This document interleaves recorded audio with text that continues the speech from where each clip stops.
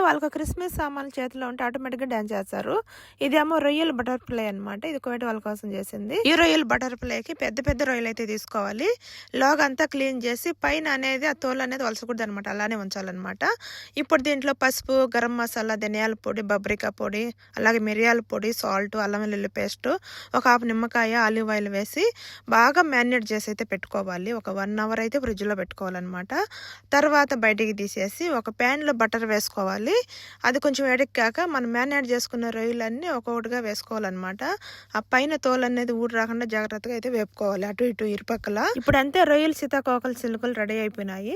అంటే రొయ్యలు బటర్ఫ్లై అంటే కువైట్ వాళ్ళకి చాలా ఇష్టం అనమాట. అప్పుడప్పుడు ఇలా చేస్తారు. ఇందులో వైట్ రైస్, డక్కోస్, ఈ విధంగా అయితే వైట్ రైస్ అయిపోయిన తర్వాత పైన ఇలా గార్నిష్ అయితే చేసుకుంటారు ఉల్లిపాయలు వేసి. వంట అయిపోయింది. అప్పుడే క్రిస్మస్ కోసం ఆన్లైన్ సామాన్లు అయితే వచ్చినాయి. క్రిస్మస్ అంటే కేవలం పండగ కాదు, అది ప్రేమ, ఆనందం పంచుకోవడం, కుటుంబంతో గడిపే సమయం. కువైట్ లో ఉన్న ప్రతి కుటుంబం కథ ఇదే. పని, కష్టం, త్యాగం మధ్య చిన్న చిన్న ఆనందాలు. ఆన్లైన్ సామాన్ చేతిలో పట్టుకొని పన్నీ డాన్సులు, నవ్వులు. ఇది ఈ రోజు వీడియో. ప్లీజ్ వీడియోకి లైక్ చేసి సబ్స్క్రైబ్.